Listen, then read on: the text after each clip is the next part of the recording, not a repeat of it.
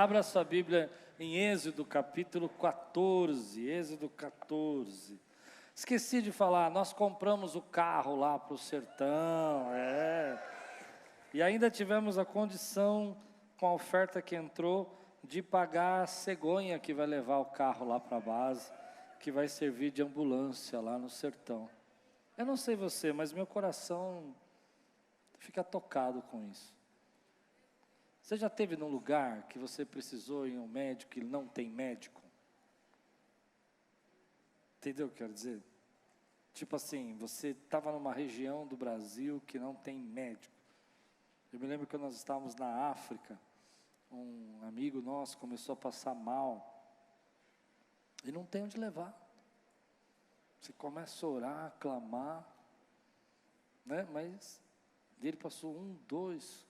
Quando chegou no terceiro dia, eu disse, bom, se você não melhorar, a gente vai ter que pôr você no carro, levar você a 400 quilômetros, que era o hospital mais próximo.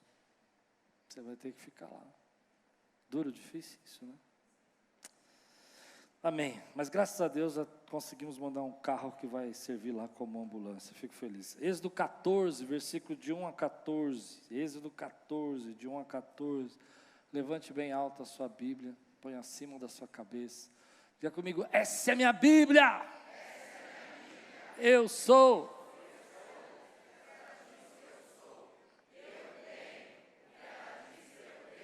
E eu posso.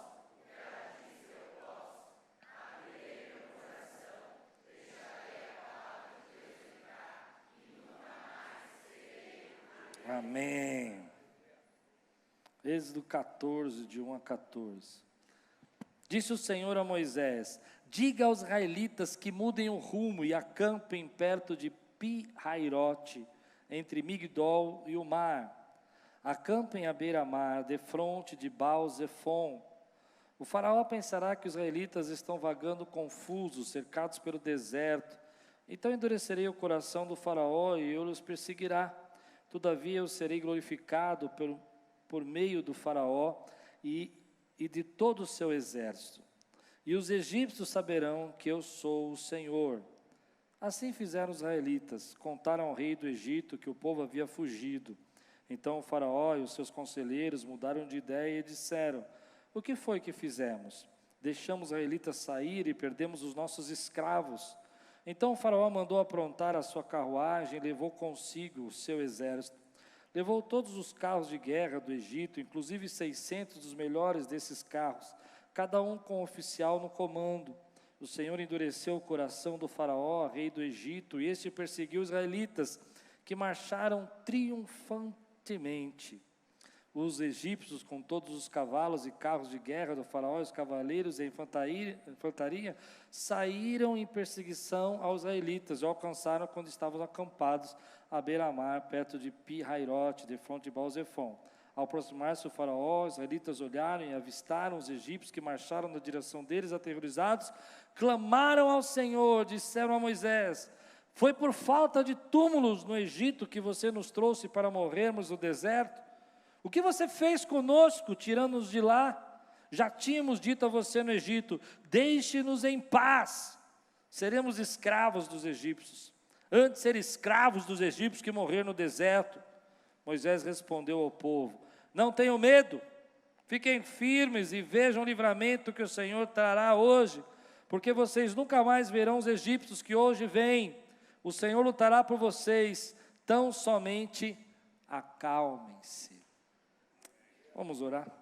Senhor, fala conosco nessa manhã, traz a Tua palavra ao nosso coração, que venha o Teu propósito, o Teu Espírito, sendo derramado sobre essa igreja, de maneira que possamos ser tocados, edificados, confrontados, mas no final de tudo isso, possamos ser entregues àquilo que o Senhor tem para nós, em nome de Jesus. Amém. Tema de hoje, quero que você repita comigo: não estará no seu futuro. Olha para quem está do teu lado e fala assim: não vai estar no teu futuro. Eu não sei se todos já perceberam isso, eu acredito que muita gente ainda está anestesiada e não percebeu, mas nós estamos vivendo uma transição extremamente radical, difícil de ser vivida nesses últimos dias. As coisas têm mudado rapidamente, o mundo está mudando, mais rápido do que você pode imaginar. Coisas que eram certas estão se tornando erradas, coisas que eram erradas estão se tornando certas, e a gente está perdido em tudo isso.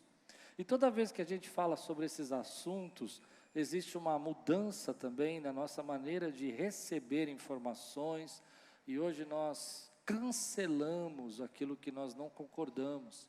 Simplesmente assim, se eu disser alguma coisa que você não concordar, até o final dessa mensagem, em 45 minutos, você vai me cancelar. Você imaginou que desafio é pregar? Se você não me entender, se você não gostar de um assunto, se você achar que a minha opinião é de direita demais, ou a minha opinião é de esquerda demais, ou se eu forcei um pouco no dízimo e você não gostou, ou se eu fui muito mole no dízimo e você quer uma cara mais duro, serei cancelado. Meu Deus, me ajuda. Mas não é só isso que está mudando. A inteligência artificial para todos os lados agora. E ontem eu estava vendo um camarada falando que ele estava ganhando dinheiro, porque ele perguntou para uma inteligência artificial como ele deveria ganhar dinheiro, e ela mandou ele fazer um livro, um e-book, colocar nas redes sociais, inventar um curso, e ele então, para não ter trabalho, pediu para a inteligência escrever o livro. E ele falando na rede social. E ela escreveu o livro sozinha, e ele publicou o livro da inteligência artificial como se fosse dele. Que mundo é esse? Que mundo? O mundo onde a gente está vivendo, eu não falei sobre isso porque não tinha assistido, mas assisti essa semana, um filme chamado O Som da Liberdade, onde as pessoas falam que é um filme de direita, é um filme extremamente voltado para a manipulação da direita, e eu falei, bom, eu não assisti, eu vou assistir, quero ver. E cheguei lá, é um filme que está contando uma história verídica, de uma situação verídica. Não, verídica. Mas você ou eu ouvimos um comentarista dizendo que é um perigo assistir esse filme e você não foi. Nós estamos vivendo esse tempo. Recentemente estava assistindo um podcast com um grande especialista de marketing americano, dizendo que tudo está mudando, inclusive o marketing. Hoje, você não precisa ter embasamentos científicos, técnicos, nem pesquisa, para que o marketing dê certo. Você precisa de uma celebridade. E eles chamam isso de crush digital. O que é seu crush digital? É o cara que mandar você comprar determinada coisa, você vai comprar porque ele é o seu crush digital. Ah, eu sei que você está pensando, Pastor Cláudio, eu sou crente, eu não tenho crush digital. Tem. O crush digital é o cara que você quer passar um dia, você passaria um dia conhecendo a vida dele. Quem que você, homem ou mulher, você gostaria de ver como ele trabalha, ver como ele se exercita, ver como ele faz o dia dele? Esse é o seu crush digital. É esse que você segue, é esse que você quer ver. E esse cara aparecer e falar para você que miojo lamen é a melhor refeição do mundo, você vai comprar o miojo lamen, de acordo com o marketing. Esse é o tempo que nós estamos vivendo. O mundo está em transição, ele está mudando. Aliás, se você não assistiu o filme, assista, é uma realidade. Nós que somos pastores, nós enfrentamos, desde o meu começo do ministério, vários casos de pedofilia. Vários casos. Já fui fazer denúncia na polícia por causa de pedofilia. Já fui lá denunciar. Entende o que eu estou dizendo? E aí, se é de direita ou de esquerda, um pouco me interessa. Interessa que as crianças sejam guardadas. Interessa que os nossos filhos sejam protegidos. Então se anula toda a questão técnica, a história, a vida, o fato, e começa a se falar, não, isso está apoiando. E uma das coisas mais idiotas que eu ouvi é que tem uma cena lá que um dos caras que é pedófilo faz parte de um grupo de terroristas, na forma da gente ver, porque quando a gente recebeu um missionário desse país aqui, há uns 3 anos atrás, que viveu nesse mesmo lugar, eu não sei quem estava aqui, contou detalhes sobre como ele sofreu com essa mesma grupo, né, de liberação e tal, e como ele quase morreu. Ele contou várias vezes aqui para nós, isso há uns 3 anos atrás, ou 4, antes da pandemia, e nesse grupo, o camarada era desse grupo. Então, é porque ele era de esquerda, por isso que colocaram. Mas é uma história verídica, gente. Uma história verídica, você coloca quem aconteceu o negócio, não é verdade? Então, a gente está vivendo um tempo que o mundo está mudando. A informação está mudando. Você não recebe mais informação por jornal. Aliás, a gente nem confia muito em jornal. A gente recebe informação pelas redes sociais. Aonde eu fiquei sabendo que estava tendo uma guerra em Israel? Nas redes sociais. Quem eu fui ouvir? Uma moça que mora lá, que eu sigo, que é uma historiadora. Não é assim que você fez? Mudou, o mundo está mudando. E eu gostaria de pegar um dia com vocês, a gente fazer um debate sobre isso. O Mentor gosta de debate, né? A gente fazer um debate sobre essa mudança. E nós não estamos preparados para essa mudança, estamos em transição. As coisas estão mudando. As informações estão sendo chegadas diferentes. A inteligência artificial, você já imaginou que algumas profissões vão acabar? Por exemplo, motoristas. Os carros não vão ter mais motorista. Faz sentido o que eu disse ou não? Já está aí. Caminhoneiros. Eu sei, vocês estão pensando com medo, esse era o meu objetivo. Há uma perspectiva aí, acho que de 2 milhões, não sei quantos. Sei que milhares e milhares de profissão vão extinguir nos próximos 10 anos. Não vão existir. Foi feito um trabalho com advogados, onde precisava ser analisado alguns contratos, eram milhares de contratos. Então pegaram 70 advogados e dividiram aqueles contratos. E pegaram uma inteligência artificial para fazer análise do contrato. Só análise, ver se tinha algum erro e tal. Então ela tinha que ler os contratos e deixar os erros. Enquanto eles demoraram 15 dias para analisar os contratos, a inteligência artificial analisou todos os contratos em 9 minutos. O mundo está mudando. A gente está em transição. Última, vai, senão eu vou ficar aqui o dia inteiro falando. Teve um culto na Europa, não sei quantos viram. Foi o primeiro culto celebrado por uma inteligência artificial e seu avatar. Fila, milhares de pessoas, vocês viram isso nas redes sociais?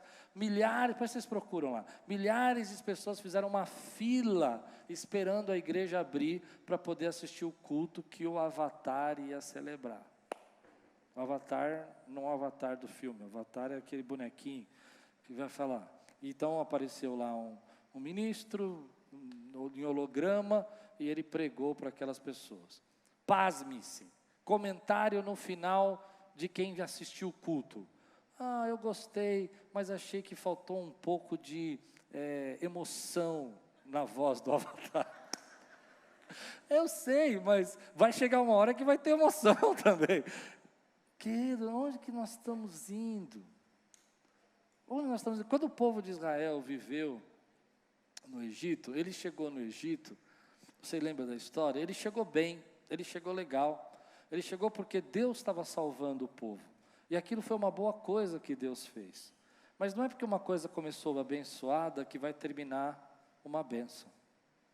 E no final, na verdade, aquilo que foi uma bênção para o povo de Israel, se tornou o cativeiro do povo de Israel. Não, você não entendeu o que eu quis dizer. Eu estou fazendo uma analogia. Algumas coisas começam como bênção e acabam se tornando um cativeiro para nós. Parece que é muito bom, que é muito legal, que é assim que tem que ser, e às vezes até é uma bênção naquele momento, mas depois de um tempo, aquilo vai se tornando, na verdade, uma verdadeira prisão e uma escravidão. E agora o povo de Israel chegou no tempo de ser liberto. É um momento de transição, um momento de mudança, glória a Deus. Um momento de viver algo novo da parte de Deus. Mas eu gosto de olhar para esse texto quando eu me sinto encurralado. E nesses dias eu tenho me sentido encurralado. Quando eu assisti esse filme e percebi que eu não podia falar das crianças, porque eu ia ser cancelado se eu falar.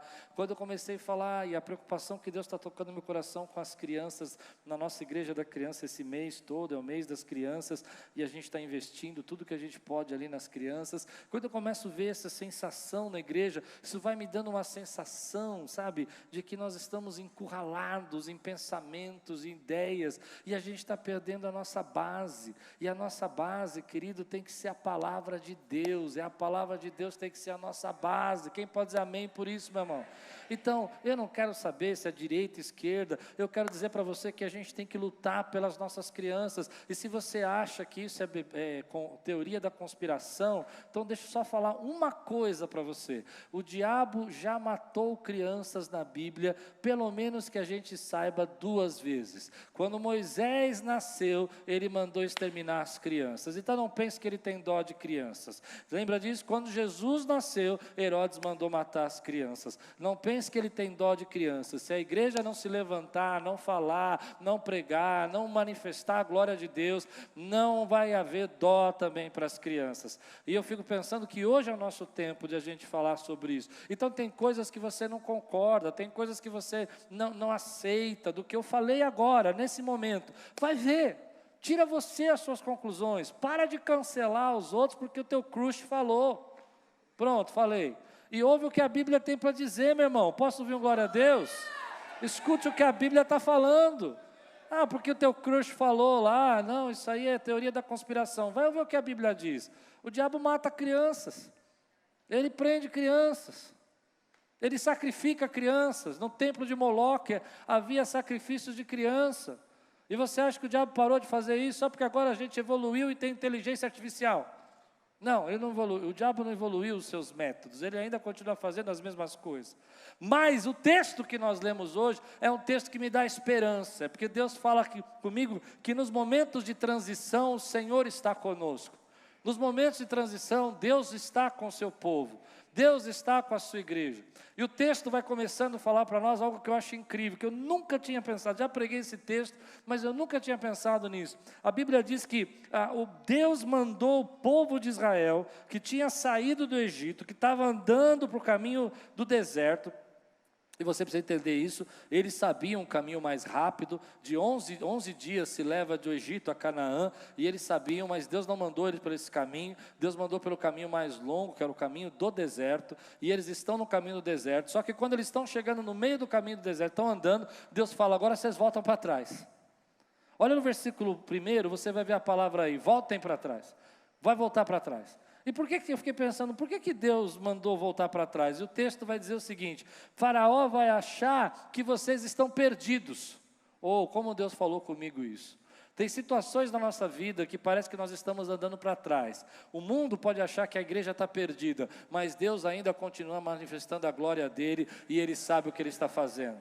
Meu irmão, você não entendeu o que eu preguei? Vou dizer para você, há momentos na minha vida que parece que, já aconteceu isso com você? Que você parece que está andando para trás, e logo depois que aquelas situações saem da sua vida, pessoas saem da sua vida, há uma liberação vindo sobre você? Quantos já viveram isso na sua vida? Sai aquela situação, você fala, meu Deus, o que aconteceu? E aí você fala, mas eu vou ter que começar tudo de novo, eu estou andando para trás. E na verdade Deus fala para mim, você não está andando para trás, eu estou te levando para trás para te impulsionar para frente. Porque tem pessoas que têm que sair da sua vida, porque elas não podem ir com você naquilo que Deus preparou para você.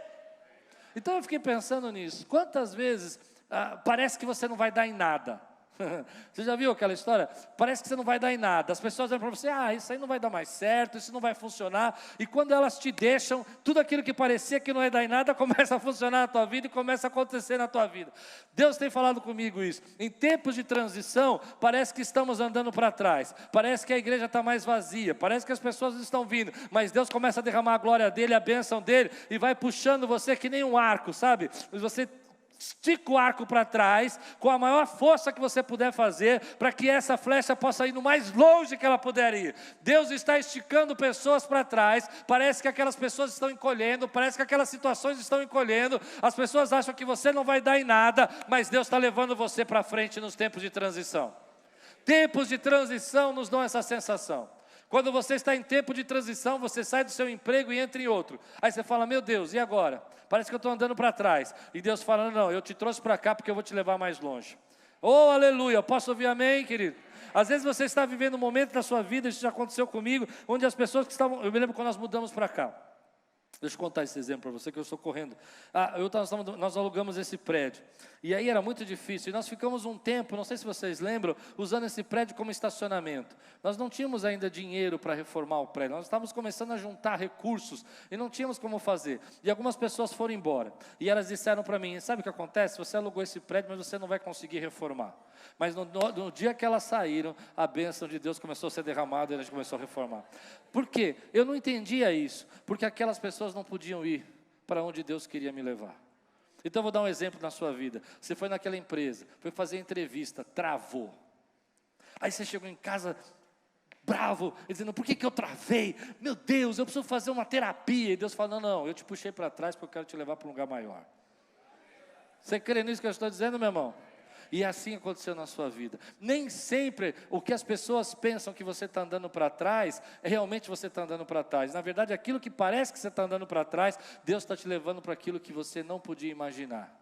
O Faraó falou, eles estão perdidos. O mundo olha para a igreja hoje e diz, eles estão perdidos. Nós vamos dizer para eles que não é de Deus, que isso é teoria, que isso é não sei o quê, e eles vão acreditar. Mas aqueles que são guiados pela palavra não estão perdidos, estão sendo guiados por aquilo que Deus está mandando eles fazer.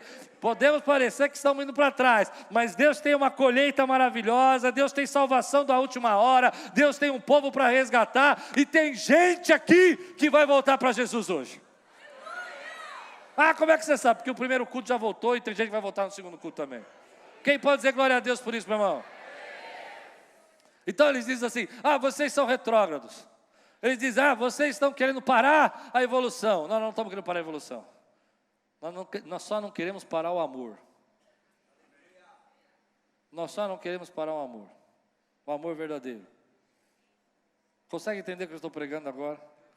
É isso que nós estamos fazendo. Então eu não acho que ninguém é obrigado a fazer uma festa que não quer fazer por uma coisa que não é nossa cultura e a gente tem que ser obrigado a fazer. Deu para entender o que eu disse? A gente não é obrigado a fazer. Porque o amor não nos obriga a fazer.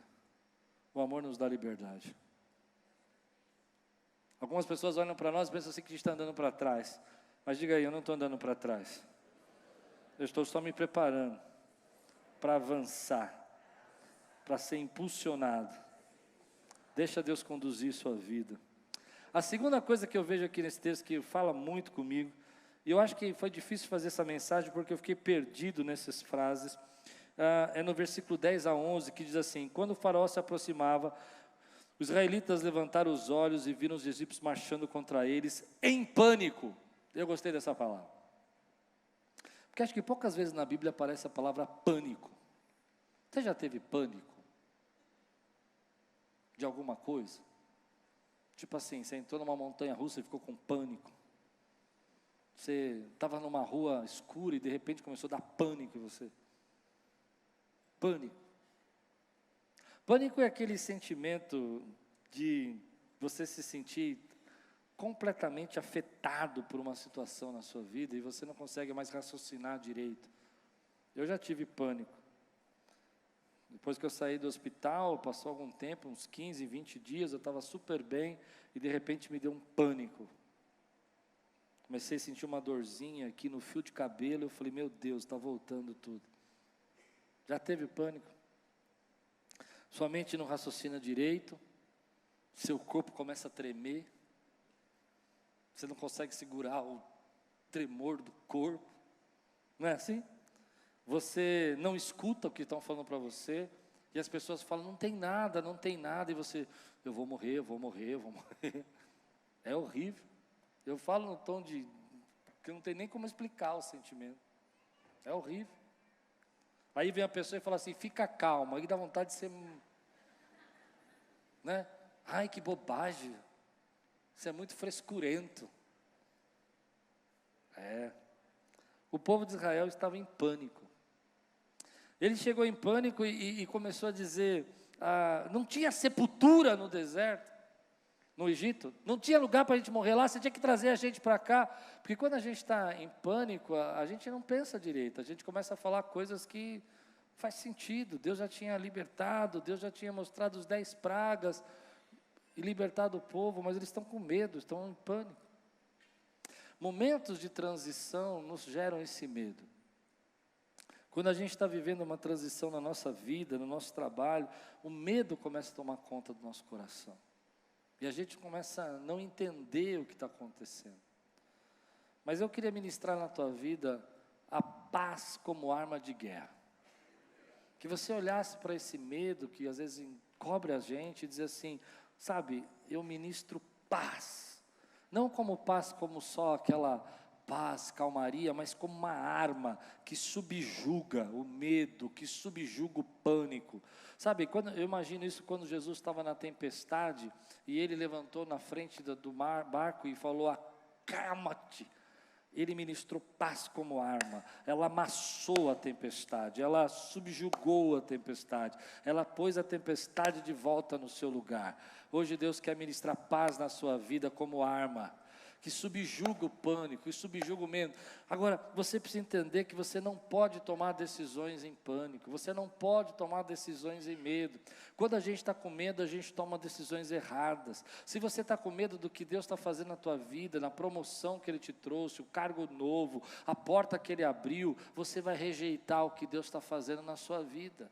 Eu conheço pessoas que compram, por exemplo, um apartamento e depois ela tem dificuldades em pagar e ela entra em pânico e elas querem devolver, elas querem abandonar, porque desde que elas compraram o apartamento elas não dormiram mais. Eu ministro paz na sua vida como arma de guerra. É Deus quem vai pagar essa prestação, é Deus quem vai abrir essa porta. Quem pode dizer glória a Deus para mim? Olha, irmão, pensa no que eu estou dizendo. Quem pode dizer glória a Deus nesse momento na sua vida, que às vezes você está passando e você fica tão preso a isso e você quer voltar à escravidão, você quer voltar a ficar preso àquilo que Deus te libertou. Eu ministro paz.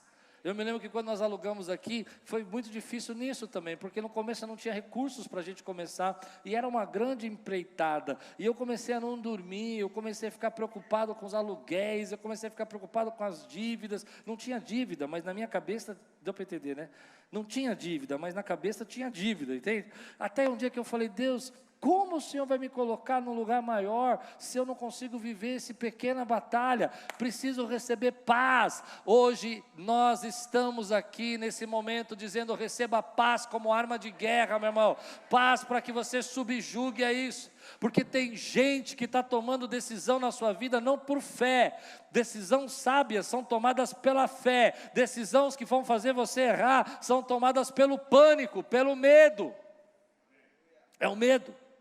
É o medo que faz você errar. É o medo que faz você querer voltar para trás. É o medo que faz você abandonar o que Deus está colocando nas tuas mãos. É o medo que faz você não conseguir pensar direito. E aí vem a terceira situação. Primeiro a gente, na transição, parece que a gente está voltando para trás. Na transição, o medo toma conta do nosso coração. O que nós vamos fazer? Como é que vai ser a nossa vida?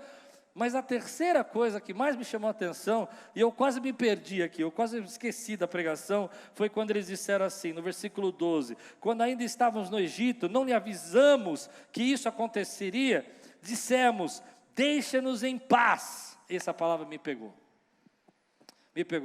porque eu acredito que a paz que ele está falando aqui, não é a paz que eu estava ministrando para você. Aqui seria talvez para nós em português, melhor traduzido como, me deixa quieto. Me deixa quieto. Como eu vejo pessoas que quando estão atemorizadas e Deus tem algo maior para fazer na sua vida, elas dizem para mim, me deixa quieto, você está me incomodando. Deus tem algo para fazer na sua casa e você diz, me deixa quieto, eu já tentei. Deus vai te libertar das drogas, não, me deixa quieto, eu já tentei. Deus tem cura para a tua vida, me deixa quieto, eu já tentei. Eu não sei se você já disse isso, mas é aquele sentimento de você falar, sabe, eu não quero me envolver mais, eu não quero mais problema. Me deixa quieto. Me deixa em paz. Para de ficar me provocando. Pois bem, eu vim aqui para te provocar. Eu não vou te deixar quieto. Deus tem obra para fazer na tua vida. Deus tem lugar para te levar. Essa escravidão não é para sempre. Esse lugar que você está se sentindo angustiado, essa transição não vai parar você. Não te deixo quieto. Vou te incomodar até você adorar. Vou te cutucar até você entender que Deus tem obra na tua vida. Vou dizer para você que Deus vai fazer mais em você. Mas é interessante que, às vezes, você vai conversar com uma pessoa que está numa crise, e ela está com problemas, e às vezes está presa nas drogas, está presa nos problemas da sua vida, no álcool, e no meio da conversa ela fala assim, não, me deixa quieto. Eu quero aqui só beber aqui, só um pouquinho, me deixa quieto. Não vou te deixar quieto, porque Deus tem mais para você. Ah, meu irmão, como a gente fala isso no meio da transição, a gente está com medo do que está acontecendo, e a gente acha que vai fracassar, e por que nós pensamos no fracasso e não pensamos na vitória? Porque nós pensamos no fracasso, ao invés de pensar na vitória, porque nós pensamos na derrota, ao invés de pensar no que Deus quer fazer na nossa vida, a gente se acomoda e pede para ficar quieto. Você está me incomodando hoje, pastor. O senhor está me incomodando. O senhor está me incomodando. Minha vida está boa desse jeito. Eu estou sendo escravo, estou preso, mas é melhor ser preso, escravizado nessas provas, do que morrer no deserto. Meu amigo, não sei se você entende o que eu vou pregar agora, mas que importa o lugar onde você vai morrer? Se é no Egito ou se é no deserto. Se é para morrer, então não importa o lugar. O que importa é viver aquilo que Deus quer que você viva. Entendeu o que eu disse agora ou não? É isso. Mas a gente começa a dizer para, pastor, o senhor está me incomodando. Às vezes eu escuto gente falando assim para mim, sabe, pastor, a sua pregação me incomoda. Eu disse, por quê? Não, porque parece que a gente tem que avançar toda hora, a gente tem que crescer. Eu quero ficar quieto. Tá bom, fica quieto. Mas caminhando eu vou para Canaã. Eu vou. Eu não quero ficar quieto. Eu estava pensando nisso quando eu pensei na escola. Eu falei, agora que as coisas estão mais calmas, as obras estão diminuindo, ainda tem obra para fazer bastante, mas não é tantas como antes. Eu vou me envolver com o negócio de escola. Deixa eu quieto. Não, mas eu não posso ficar quieto. Você não pode ficar quieto. Jesus está voltando, Jesus tem coisas da sua vida. Quero saber se eu estou pregando para alguém aqui, meu irmão. Você já disse isso? Me deixa quieto. Voltando a esse exemplo que eu estava dando, quando a gente apareceu esse prédio, nós estávamos num programa de televisão, e era baratinho, não era tão caro e tudo, a igreja lá da televisão nos fornecia o espaço, tranquilo. E Deus falou para mim, sai da televisão. Na hora que Deus falou isso, eu ouvi a voz de Deus, eu sabia que era Deus, eu saí. Mas na minha cabeça, eu não saí para começar uma outra empreitada, eu saí para ficar quieto. Me deixa quieto. E eu pus na minha cabeça que aquele ano eu não ia fazer nenhuma obra, eu não ia fazer nenhum gasto, eu ia pagar as contas sem dificuldade, sabe? Sem nenhum investimento enrolado, assim, tipo, paga aqui para pagar lá, sabe aquela coisa? Vou ficar tranquilo. 2 meses depois aparece esse prédio. E eu falei, deixa quieto. E os irmãos falaram, não pode. Os irmãos falaram, não, é Deus. Eu falei, deixa quieto. Louvado seja o Senhor pela vida dos irmãos que não me deixaram quieto. Por isso eu não quero te deixar quieto. Quero desafiar você a dizer que nessa transição Deus está com você. Deus continua. Você não está andando para trás. Deus está te impulsionando para frente. Você não está retrocedendo. Deus está te levando para o caminho dele. Não é o medo que vai fazer você tomar a decisão. É a fé. Não é o pânico que vai direcionar a sua vida. Meu irmão, você não vai ficar quieto, porque Deus tem algo maior para fazer na sua vida. Você não vai ficar lá no meio da escravidão para sempre. Esse não é o teu destino. Deus tem coisas para fazer. Então, quando eu penso nisso, vem aí a parte que eu quero realmente pregar, porque transições são difíceis de serem enfrentadas, mas vem a resposta de Moisés. Versículo 13. Moisés olha para toda essa situação, egípcios vindo, o faraó com 600 carros. Você já imaginou? É como se ele fosse com 600 tanques para cima do povo que não tinha arma, povo que não tinha exército, povo que nunca tinha feito uma guerra. Ele veio com todo o exército dele, ele não veio com um grupo, ele veio com todo mundo. Pegou todo o exército dele, olha que coisa, para amedrontar. E Moisés olha e fala assim: não tenham medo, apenas permaneçam firmes e vejam como o Senhor os resgatará nesse dia. E aí a parte que eu mais gosto diz: vocês nunca mais verão os egípcios que estão vendo hoje. O que Deus fala no meu coração é: o que te atemoriza não faz parte do seu futuro. O que está te botando medo hoje não está no teu futuro. Deus não colocou ele lá. Ele está aqui, mas hoje é o último dia que você vai ver. Como isso é forte para mim. Como a gente tem medo de coisas, querido, que não estão no nosso futuro. Ah, você não está entendendo nada que eu estou pregando, né? Então deixa eu te explicar. Você está em pânico hoje aqui, com coisas que podem acontecer no seu futuro, mas Deus não colocou isso no seu futuro. Deus não colocou isso lá, não está lá. Não está lá para você, mas você fica pensando nisso, você não dorme à noite, você toma decisões baseadas nisso, mas Deus não colocou isso no seu futuro. Oh, aleluia! Eu vou dizer algumas coisas que não estão no seu futuro. Nunca mais você vai ver essa opressão. É isso que Moisés está dizendo. Você está vendo esses egípcios, está vendo a opressão deles, nunca mais. Essa opressão não está no teu futuro, aleluia. Você está vendo que eles representam a humilhação para você, eles te humilharam por 400 anos, essa humilhação não está no teu futuro. Meu irmão, o que você viveu que te oprimiu, que não está no teu futuro? O que você viveu na sua angústia, no seu medo, que não está no teu futuro? Você pensa assim, mas aquela perseguição que eu passei lá por 400 anos, Deus não colocou isso no teu futuro. Nunca mais você vai ver isso, nunca mais vai fazer parte da tua vida. Eu sei que você está pensando, mas como assim, pastor? Há histórias na Bíblia que falam sobre isso. Eu gosto de uma delas. Vocês sabem que eu amo a história de José, mas o que eu gosto da vida de José, você já teve aquele sentimento que você avançou e você fica com medo de retroceder? Você começou um cargo novo e agora você acha que você vai voltar? Já aconteceu com você isso ou só comigo? Você fica com medo, sabe? O medo de que o futuro volte para o passado, ou seja, o passado que você saiu, você viva no seu futuro. Eu gosto de combater isso com a história de José. Porque José foi traído pelos irmãos, amém? Sim? Depois ele foi traído por Potifar, sim? Depois ele foi traído pelo agora não vou lembrar, copeiro? Copeiro ou padeiro? Não, copeiro, obrigado. Copeiro, certo ou não? Deu branco aqui, copeiro, amém? Tudo bem? Mas um dia ele saiu daquela cadeia. José voltou para a prisão? Foi traído de novo? Porque o que estava no futuro dele não era o que estava no passado. Não importa quantas vezes você viveu isso no passado, não está no seu futuro. Deus não colocou isso no seu futuro. Deus não colocou no seu futuro. Para mim é muito forte isso. Às vezes a gente olha, por exemplo, para a vida de Davi. Eu quero fazer uma série sobre Davi, estou com desejo de fazer uma série.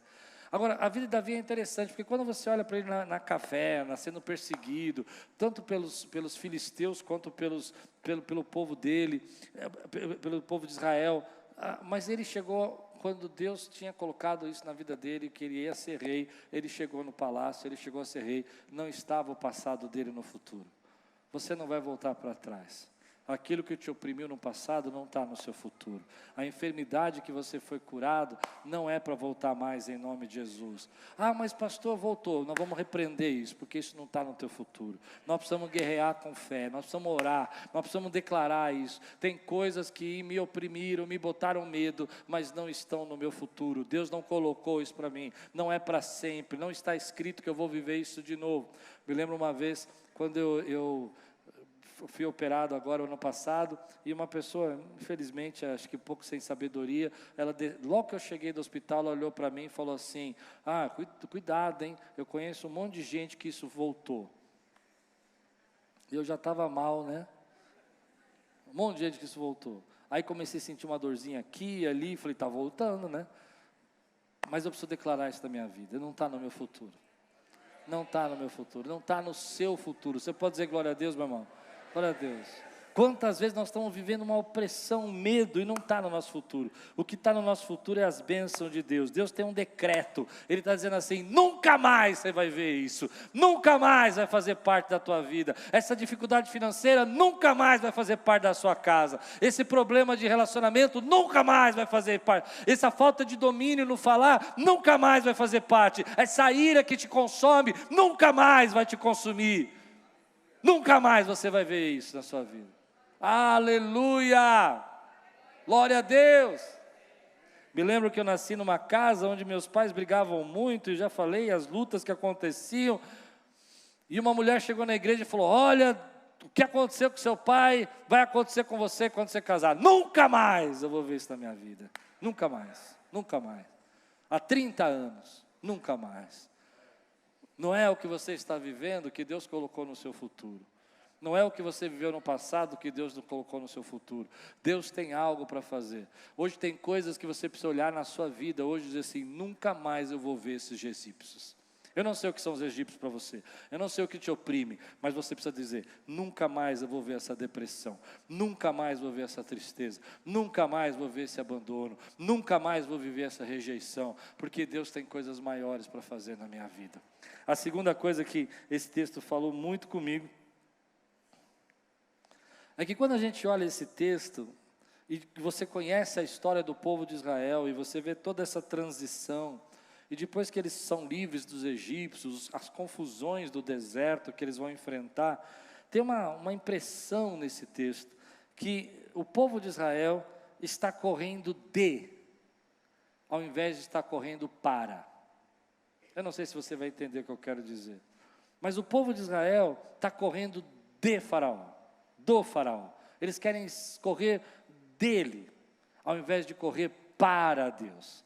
Então o Faraó está vindo atrás deles, e está correndo na direção deles. E eles tentaram correr do Faraó, se preferir assim, do Faraó. Mas na verdade eles tinham que estar correndo para Deus. Porque Deus disse para eles, deixe meu povo ir para que me adore no deserto. Mas eles não estão correndo para a adoração, não estão correndo para Deus. Em outros textos nós vamos ver no deserto essa perspectiva se repetindo. Ao invés de eles estarem correndo para Deus, eles estão correndo dos problemas, da fome, do deserto, da falta de alimento, saudades do pepino do Egito, porque eles estão correndo de.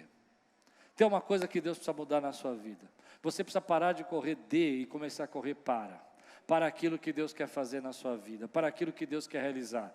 Se você não entende a diferença, deixa eu explicar de uma forma bem prática. Tem gente que corre da dívida, e tem gente que corre para a estabilidade financeira. Tem uma diferença? É grande a diferença. Quem corre da dívida vai voltar a fazer dívidas de novo. Quem corre para a estabilidade financeira vai reeducar a sua vida financeira e como usar o dinheiro.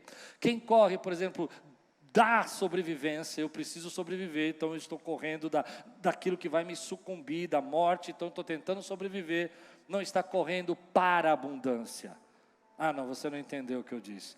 Correr da sobrevivência não te leva à abundância. O que te leva à abundância é se você correr para a abundância. A mesma coisa eu digo sobre as coisas de Deus.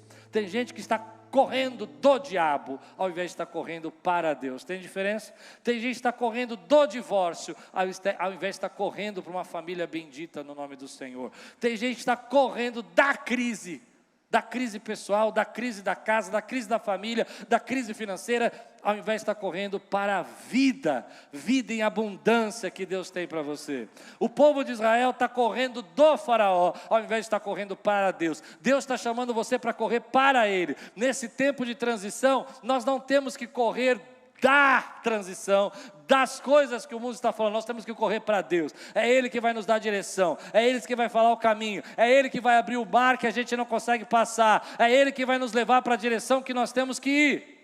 Eu conheço pessoas que correm dentro da igreja, a gente está sempre vivendo isso. Gente que chega para cá, elas vêm para cá porque elas estão correndo de algo. A família está sendo destruída, então vão para a igreja. Meus filhos estão começando a ficar com um jeito esquisito, vão para a igreja. Você está correndo de. Tudo bem, eu te entendo começar assim, mas você não pode viver assim. Porque quando você corre de, Quando esse problema acabar na sua vida, você vai abandonar Deus. Mas se você correr para o Senhor, nunca mais você vai abandonar o Senhor. Quando você corre quando o teu filho mudar um pouquinho, quando a sua casa melhorar um pouquinho, você vai parar de buscar o Senhor, porque a sua casa melhorou. Você já resolveu o que você estava correndo. Ah, não. Você entendeu o que eu disse? Mas quando você corre para, você jamais vai separar-se da presença de Deus, porque você não consegue viver. A história do povo de Israel é inteira assim. É inteira assim. O tempo todo eles estão correndo de alguma coisa.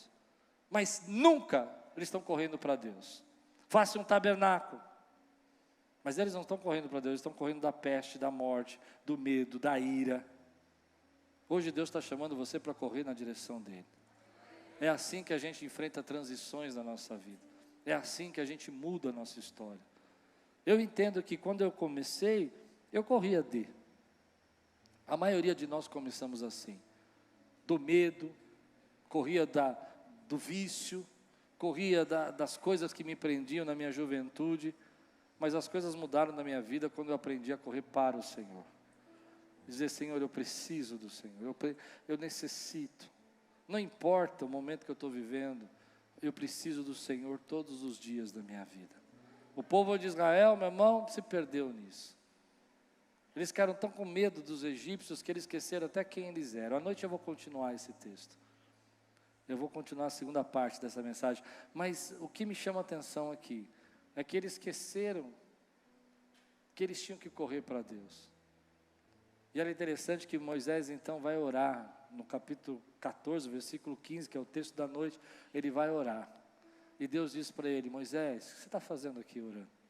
Diga ao povo que marche. Manda eles correrem na minha direção. Manda eles porem o pé na água. Manda eles irem na minha direção, da terra que eu prometi. E eles vão ver o mar abrindo. Você precisa correr para Deus. Nesse tempo de estabilidade, onde o certo está virando errado, e o errado está virando certo, não adianta você fugir você tem que fugir para o Senhor. Correr na direção do Senhor. É nessa direção que nós temos que ir, meu irmão. É assim que a gente enfrenta a transição. Se você na transição ficar correndo vai ser como se fosse um malabarismo. Você vai correr disso, daqui a pouco você tem que correr daquilo, daqui a pouco você tem que correr daquilo, e vai ficar fazendo assim, tentando segurar as bolinhas no alto. Mas não é isso que Deus chamou você para fazer. Deus não chamou você para fazer malabarismo. Deus chamou você para correr na direção dEle. E é Ele quem vai sustentar a sua casa. É Ele quem vai sustentar os seus filhos. É Ele quem vai sustentar a sua família. É Ele quem vai sustentar você. Esse é o nosso Deus. Você recebe essa palavra hoje? Vou terminar agora. Fazer só uma reflexão de tudo que eu falei. Primeiro, corra para Deus. Diga aí, corra para Deus. Só para você decorar. Segundo, não decida pelas emoções. Terceiro, parece que você está andando para trás, mas Deus está te levando para frente. Quarto, o que te atemoriza não está no teu futuro. 5, não vamos deixar você em paz, porque Deus tem mais para você. Você recebe essa palavra na sua vida?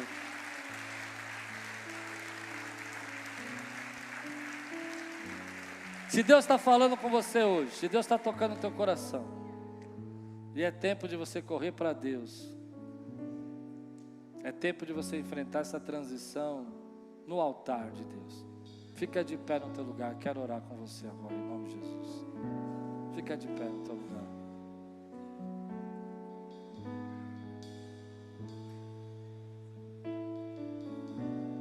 Feche os seus olhos. Levante a sua mão agora e diga assim: Senhor, eu estou correndo para o Senhor. Cansei de correr daquilo que me dá medo, que eu acho que vai me fazer sobreviver. Mas hoje eu aprendi que eu preciso correr para o Senhor. Dá um glória a Deus aqui, exalta o Senhor. Aleluia! Olá, meu amigo, meu irmão, fico feliz de você ter assistido essa pregação, é uma bênção ter você no nosso canal. Queria lembrar você para participar e receber mais mensagens como essa, a fim de que o Google possa entregar para você as nossas mensagens, é só você se inscrever no nosso canal e ativar o sininho. Isso vai mostrar para o Google que é relevante a mensagem e vai nos ajudar a fazer o nosso canal crescer. Se você puder fazer isso por nós, nós agradecemos muito. Deus abençoe sua vida e espero muito que essa mensagem tenha falado com você.